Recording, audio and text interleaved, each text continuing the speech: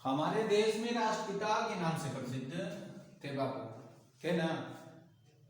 तो बापू आप तुम लोग को आज बता देते हैं। देखो, महात्मा गांधी जो थे ना, उनका जीवन काल जो था, उस जीवन काल को हम क्या कहते थे? एक प्रकार से उसका नाम महात्मा गांधी यानी गांधी युग भी था। उनको राष्ट्रपिता भी कहते थे या बापू भी करके बुलाते थे। लेकिन उनके जीवन में बहुत सी बाधा आए और बहुत सी बाधा गए।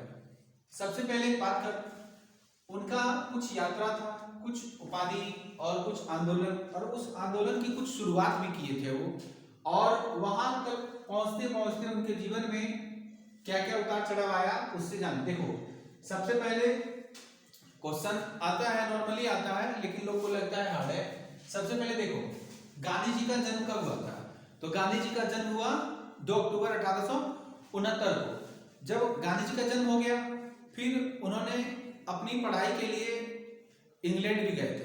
ये क्या बोलता है वहां, गुजरात के एक व्यापारी थे अब्दुल्ला। तो गुजरात के एक व्यापारी थे अब्दुल्ला, जानते होंगे आप लोग। उनके साथ वकालत के संबंध में वो गए थे, ये क्या बोलता है, दक्षिण अफ्रीका। इंग्लैंड के साथ वो पढ़ाई किए, इंग्लैंड में वकालत की पढ़ाई किए। उस टाइम शायद उनकी उम्र थी 19 वर्ष। उसके बाद महात्मा गांधी अफ्रीका गए 1993 में। गांधी जी का जो पहला सत्याग्रह था, पहला सत्याग्रह वो 1906 में पहला सत्याग्रह किए थे महात्मा गांधी। फिर गांधी जी जेल भी गए। जैसे सत्याग्रह स्टार्ट किए, 2 साल के बाद महात्मा गांधी को 1908 में जेल हो गया था। फिर गांधी जी अफ्रीका जब गए थे, तो अफ्रीका से लौटे भी। तो महात्मा गांधी अफ्रीका से लौटे कब? 1915 में महात्मा गांधी अफ्रीका से लौट गए थे। ये क्वेश्चन कभी कभी पूछता है एग्जाम में। उसके बाद जब वहां से लौटे तो साबरमती आश्रम की स्थापना भी उन्होंने की। तो साबरमती की स्थापना 1916 में किए थे। उसके बाद चंपारण सत्याग्रह उन्हीं के जीवन काल में हुआ। तो चंपारण सत्याग्रह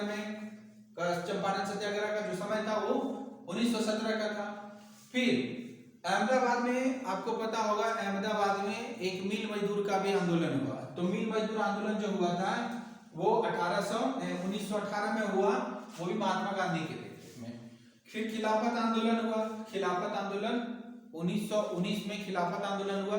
याद रखना सर, ठीक है, क्योंकि इस बार सेट में सारा क्वेश्चन आएगा, गांधी युग से रिलेटेड बहुत सारा क्वेश्चन आता है, इसलिए सारे क्वेश्चन पर आप लोग ध्यान रखें।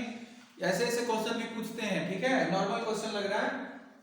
फिर खिलाफत आंदोलन 1919 में, असहयोग आंदोलन 1920 में। उसके बाद कांग्रेस की जो थे वो अध्यक्षता भी की थी महात्मा गांधी। ये भी क्वेश्चन आता है कि कांग्रेस की अध्यक्षता कब हुआ? 1924 में। और उसके बाद दांडी यात्रा, तो दांडी यात्रा कब हुआ? 1930 में दांडी यात्रा। नमक सत्याग्रह वगैरह पढ़े होंगे आप लोग। फिर सविनय अवज्ञा आंदोलन भी हुआ। तो सविनय अवज्ञा आंदोलन हुआ 1930 में। फिर गांधी इरविन समझौता 1931 में। फिर द्वितीय गोलमेज सम्मेलन में महात्मा गांधी भाग लिए थे। तो उस टाइम द्वितीय गोलमेज सम्मेलन का जो तिथि था, वो डेट जो था वो क्या था? 1931 का समय था। उसके बाद पूना समझौता भी हुआ। तो पूना समझौता 1932 में। फिर आप लोग को पता होगा महात्मा गांधी 21 दिन क्या बोलता है ये उपन्यास, सॉरी क्या उसको बोलते हैं जो सहते हैं, उपवास। 21 दिन के उपवास पर हरिजन संघ की स्थापना। तो ध्यान रखिए, उस टाइम बढ़ावा देने के लिए महात्मा गांधी 21 दिन उपवास पर भी रहे थे, और हरिजन समाज के हरिजन संघ की स्थापना जो है वो 1932 में किए थे। फिर भारत छोड़ो आंदोलन, पता ही होगा, भारत छोड़ो आंदोलन 1942 में कंप्लीट हो गया था।